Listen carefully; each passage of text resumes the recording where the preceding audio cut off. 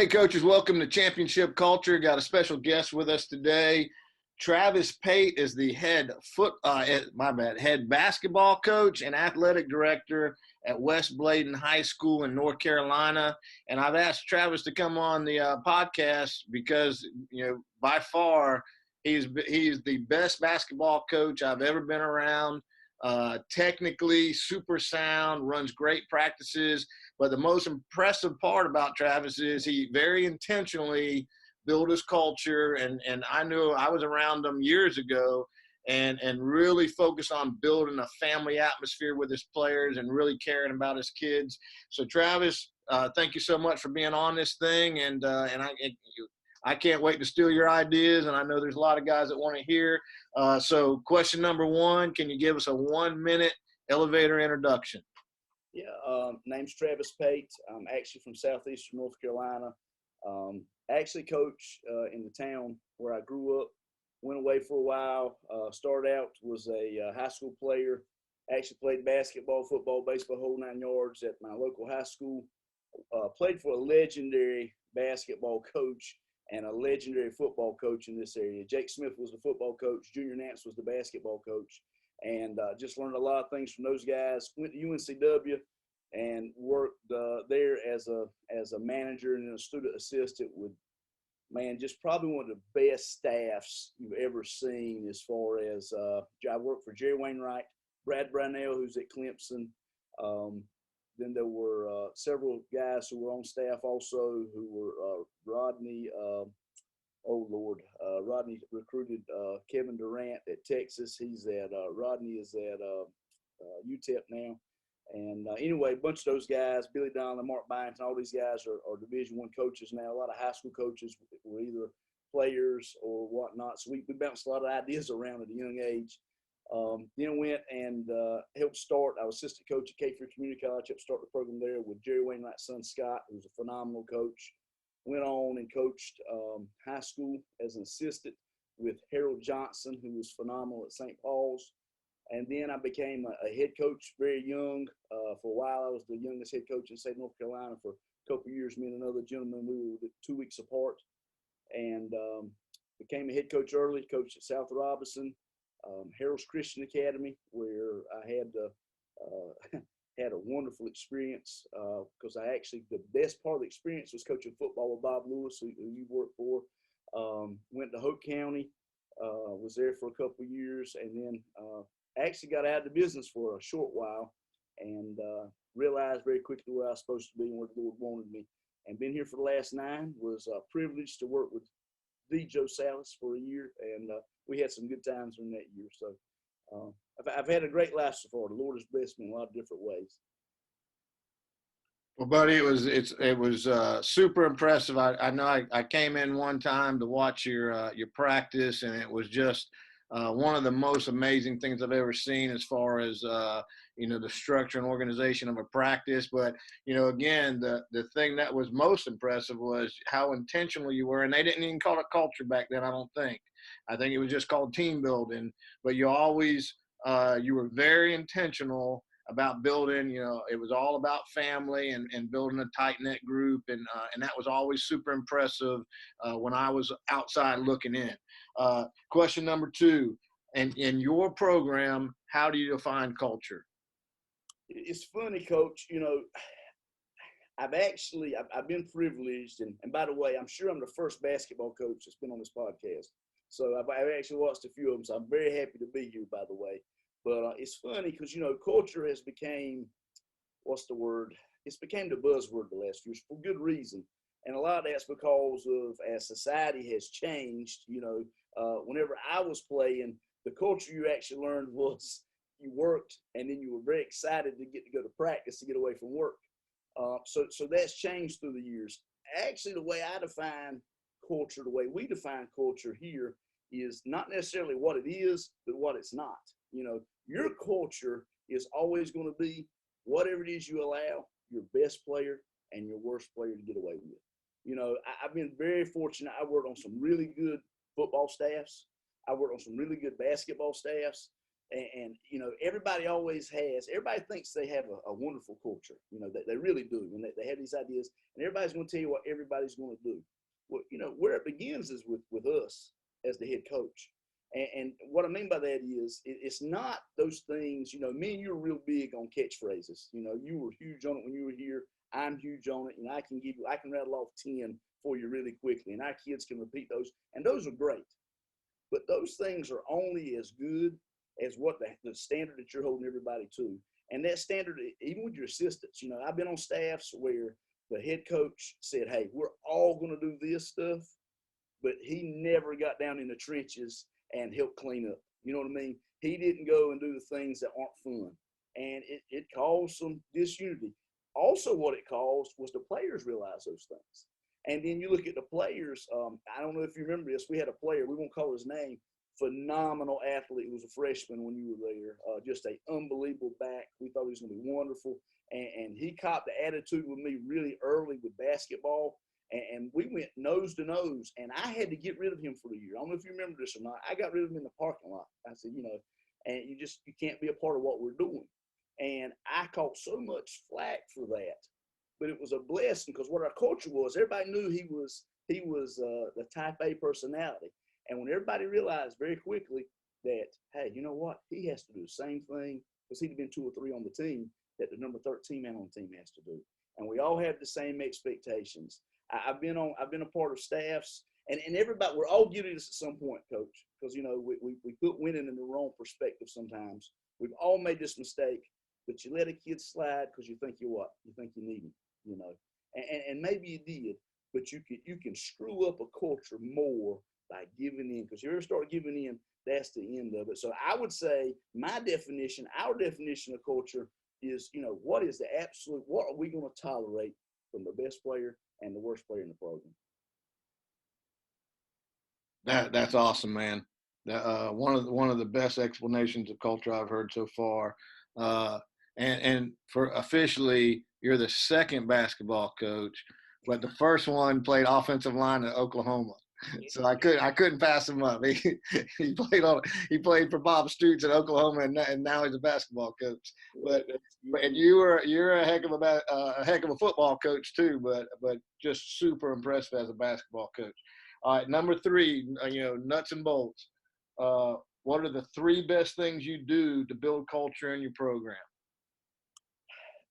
Coach, I don't know if it's our best things, but there's certain things, and I might actually go over the 3 by 1 or 2, and if I do, I'm sorry.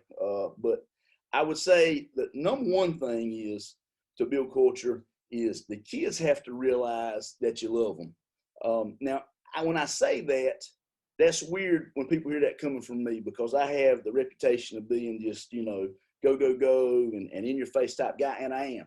I was fortunate. I was invited to go speak at a clinic. Dave Davis, who now is at Winthrop, he's an associate head coach there. He was at Newberry College.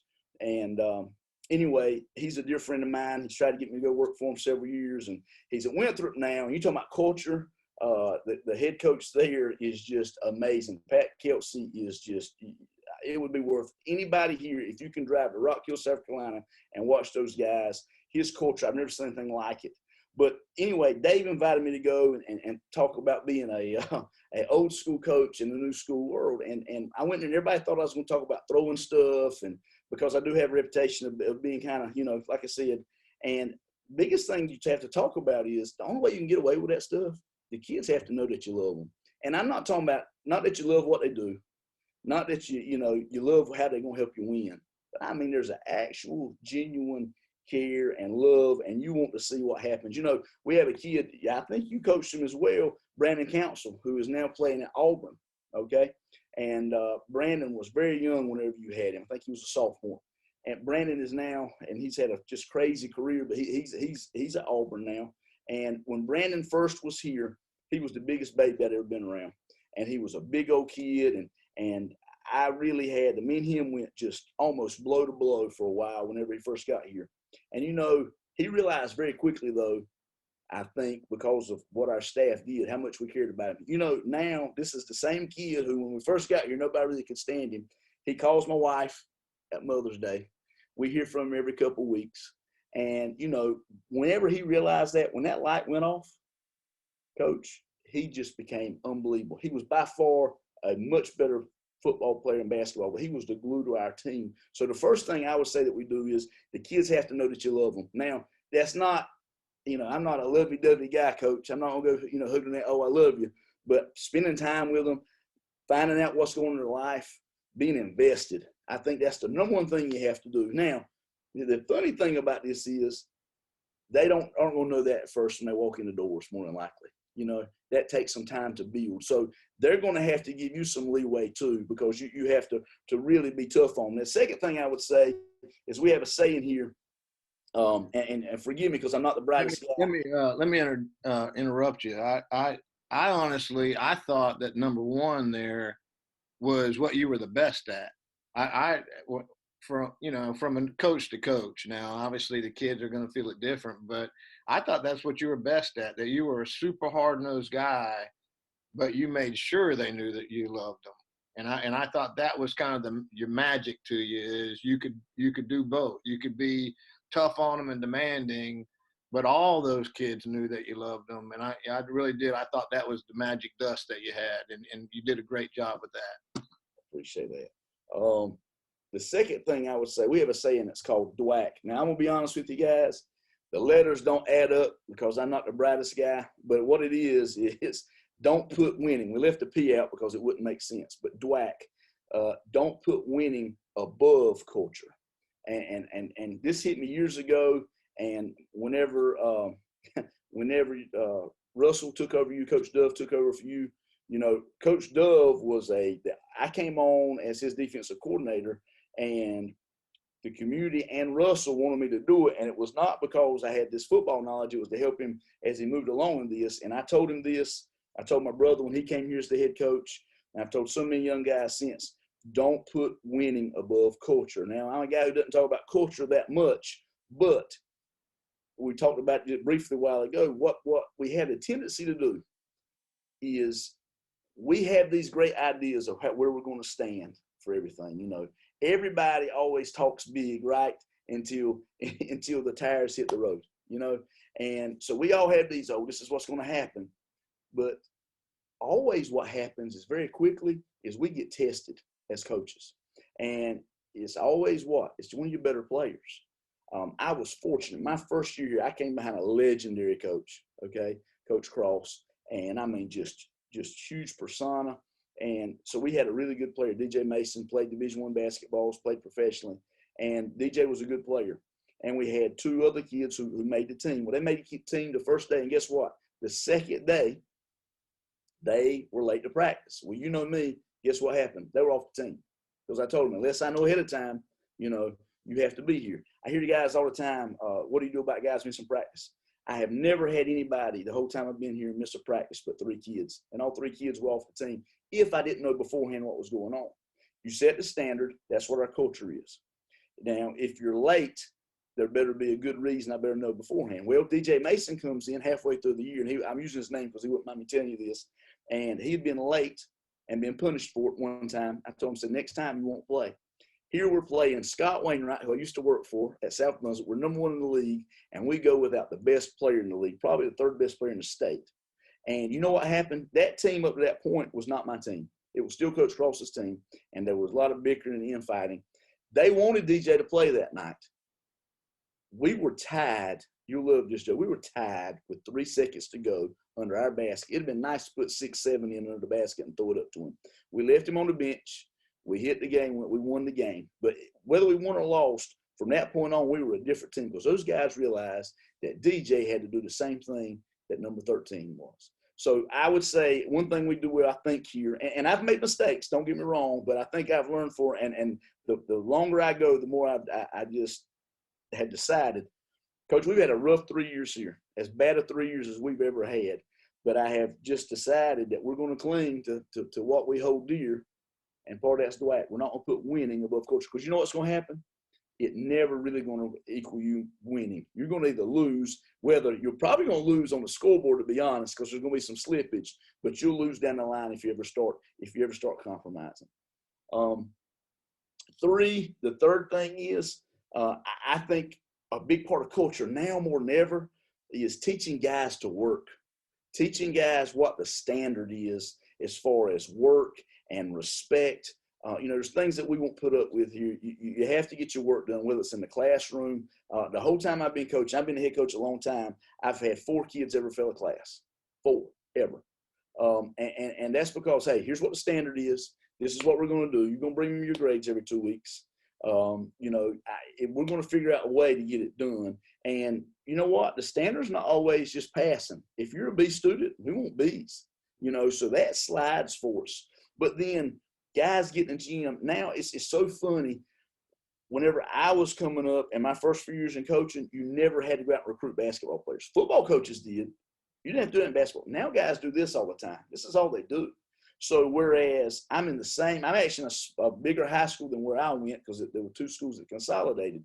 We used to have 150 kids go out for the basketball team, coach. Honest to goodness. Now I have, for both of our teams, I'll have 25 to 35. I mean, it's a huge difference. So what's having to happen, these guys are sat on the couch, and most of them, you have a few who's really love the game, but then they don't understand how to work. And I think the best thing we can do for any of our young people, besides teaching them how to treat women, how to be respectful, is teaching them what work is, and then hold them that standard. But they got to see us do it. I always respect the heck out of you for this, Coach. You're the only person I ever worked with who now Kim Kane was here longer than we were, Coach. He was here longer than we were every night. But I'm talking about went and put the time in and worked harder. And me and you are workers. That's who we are. We're worker bees. But they need to see that in you. If you're outside waiting for them to leave when they leave, and it's like, hurry, hurry, I've got to go. Now, I understand there's family things that happen sometimes. But if that's a regular occurrence, you know what they're going to say? He's just doing the bare minimum. If you're going as a coach and you're not prepared, hey, you know what? I've seen guys who were defensive coordinators, and I go and check up on find out from their head coach, and they went and checked on their huddle, and the dude might not have been on huddle but 30 minutes. Now, how can you prepare? And when I was defensive coordinator, I was there all weekend. You know what I mean? I mean, the whole weekend. When the kids went to bed, I'd be up 8 or 9 hours at night. Well, I mean, you easily were putting 17 to 23 hours over the weekend in film. So how can you not do these things? And what happens is, we've been fortunate here, Coach. We've had a lot of kids play college basketball, and not that we have this huge amount of talent. We do have talent, but I really just think it's because our guys have went in and worked and outworked guys and outworked their talent. If you outwork your talent, I can live with the consequences. You know what I mean? But it's those dudes that wow, I'm not just talking about players here, even coaches. We've all had coaches on our staff who say, you know what? Boy, if he would just go that extra mile, he could be something. And if you don't learn that early, I don't know if you can ever learn it, Coach. If you haven't learned it by 22, 23, I don't know if you can ever learn that in life. Man, that was truly impressive. You're going to get a lot of stuff stolen from you when this thing goes up in 2 weeks, because that was really impressive. Now I understand why you're such an elite coach, because that all makes perfect sense, all common sense, and really good. All right, number 4. What do you know now that you wish you knew when you first got started? I'm gonna tell you what I learned real quick, and this is going to go to my relationship with Jesus Christ, and if that offends anybody, I apologize, but I really don't apologize. That's what I'm here for. I really believe. But I was saved at a young age, went through a rebellious streak whenever I was in college, and then I had turned back to Him. But I was taking my 2 lives, my coaching life and my Christian walk, and they were separate. And when I was at South Robinson, we turned that program around really fast. We had good players, but it was turned around really fast. I was hot as a firecracker at 23, 24 years old. I mean, people offered me jobs, and there was 2 things that I thought at the time. One, I thought it was because of me. I was dumb at that time, and I thought I was really good at this, and realized really quick, a little bit later, I wasn't. And my purpose, I thought, was winning games. Now, I'm very competitive.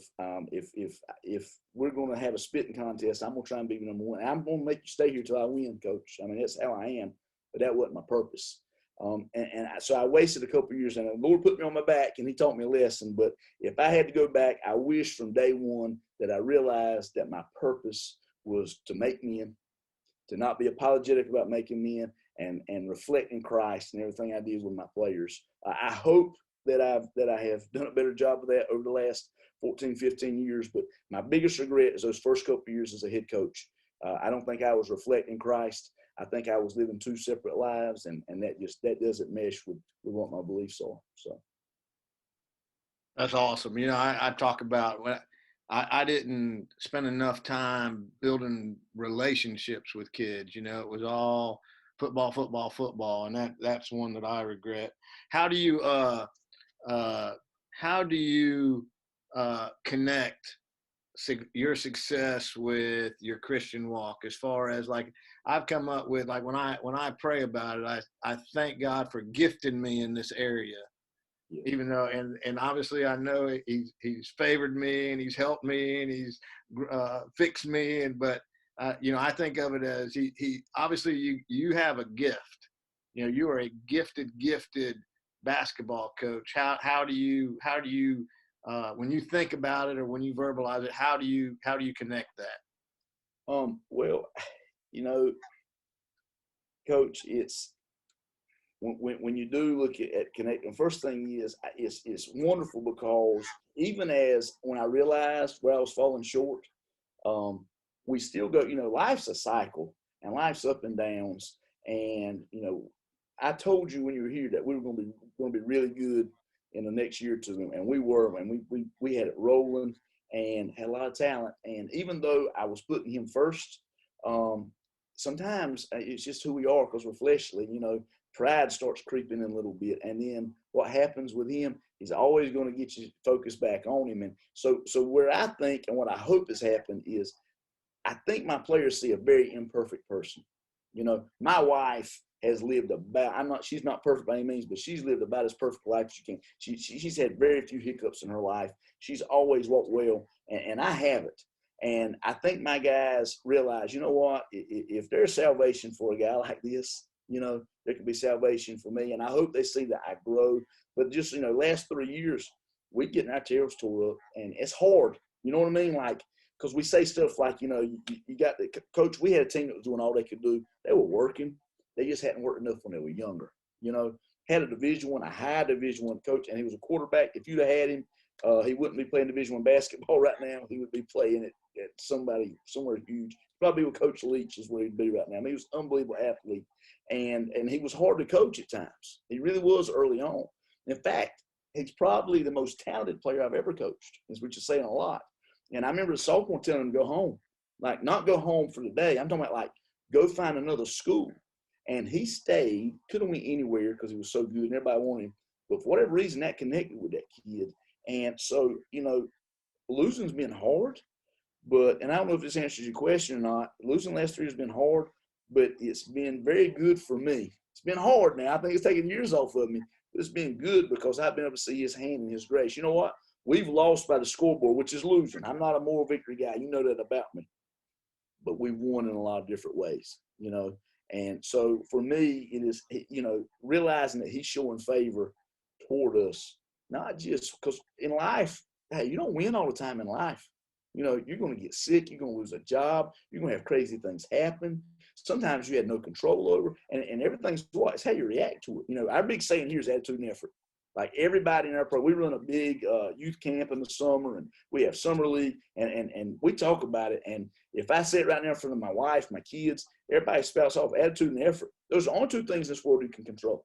That's it. That is all. I can't control how tall I am. I can't control how fast I am. I can't control what happens to me that day, but I can control my attitude and my effort. And I really believe that's a direct correlation of the teachings of Jesus Christ. Now, I can't stand up there and say that because of I'm in a public school setting. But when kids want to know, hey, you know what? What's different about Coach? Because Coach looks like he's about to kill all of us, But the next day he comes in and he tells us what we've done wrong, what we've done right, and how we're going to get better and how we're going to win the next game. And you know what's been amazing is what the Lord has shown me? We won 5 games last year. We won 8 games the year before. We had 5 victories in those 2 years against teams we never should have beat, Coach. And they were as good as the victories when we were in 24 and 25 games. You know what I mean? I felt great. And guess who got off? Because it was rare to win. Guess who was getting all the glory then, Coach? It was him. It wasn't us. You know what I mean? Because now we realize, and that's what he does to us in life. When we get proud, what does he do? He humbles us, you know. So I'm hoping I'm learning. Maybe I won't have to go through this again, Coach. Maybe we'll have winning seasons for the rest of my career. But I hope that answered your question. I don't know if it did or not. But well, let me ask you this: your attitude and effort thing, is that a you say it, you trigger something and they respond with that? What do you say to get them to say that? I ask them all the time, especially if you see a guy and he's hanging his head a little bit, or maybe you didn't like something. Because you know how it is with me. It's funny. Sometimes I'll give you a chance to correct yourself, and then sometimes I won't. Sometimes, hey, you're not giving effort. We get on the line and we're gonna run you. But a lot of times, especially the first few days of practice. But you know, season's long. You know how it is. You get beat down. But we'll ask them, hey, what can you control? And they spout it off real quick. And we you know, I was the weight room coordinator for years until I became the athletic director. And we talk about stuff all the time because, you know, just like the weight room, hey, listen, all of life is divided. All people are divided into three groups. All people are divided into three groups. You have the bottom third guys, and what they do is, in whatever it is, when everything's going great, and when they come into the weight room, if they're having, you know, you live, Coach, you know how this is. There's days you come in, you feel great, and you're going to be wonderful that day. Everybody in the world is great on that day, that 5 days out of the month that you just feel great. Then you got the middle third guys. Now, if you want to win, you're never going to win with those bottom guys. When you recognize those guys in your program, doesn't matter how talented they are, you give them a little bit of time to see if maybe you can pull them up to that next area. But if they stay in that group long, you get rid of them. It don't matter how talented they are, because you'll never win with those guys. Then you got the middle group. The middle group is really where you end up having a great program. Because if you ever get the middle group, because they're going to come in the days that they feel great, like everybody else, they're going after it. Then there's about 15 days out the month where they don't feel great, but they don't feel lousy. And if you can get them to give supreme effort then and give you some effort on the lousy days, man, you're doing something. Now, you know, everybody talks about 100% all the time. That's what you want. That's what you're pushing. But we're being realistic about how people are. That last group, that's the guys that you don't have to say anything to. It don't matter how bad they feel, Coach. They bring all 30 days a month. They could coming back for more. So whenever we go into the weight room, we talk about these things, those guys, attitude and effort. Hey, man, the attitude is just as important, if not more important, than the effort. Because if the attitude's right, the effort will be there. But sometimes, you know, sometimes you just got to fight through. Maybe, hey, something's going on at home with mom, dad, somebody's sick. If you can control those two things, and they are the only two things you control, man, you've got life lit, you know. And I just thought, besides your relationship with Christ, I really think if people will focus on those two things there, you'll have an unbelievable life, and you'll have an unbelievably productive life. Awesome, man. So you say you trigger it with what do we control, and they say attitude and effort. What are the only two things you control? That's exactly. What are the only two things you can control? And we say in life in general, and that, you know, now, hey, let me tell you, you know what's funny is you have a kid who's normally really good, and you'll say that, and you know what you'll see them do most of the time? You'll see that head hang for just a second, because they realize, you know what, I let coach down. More importantly, I let my teammates down, but most importantly, I let myself down.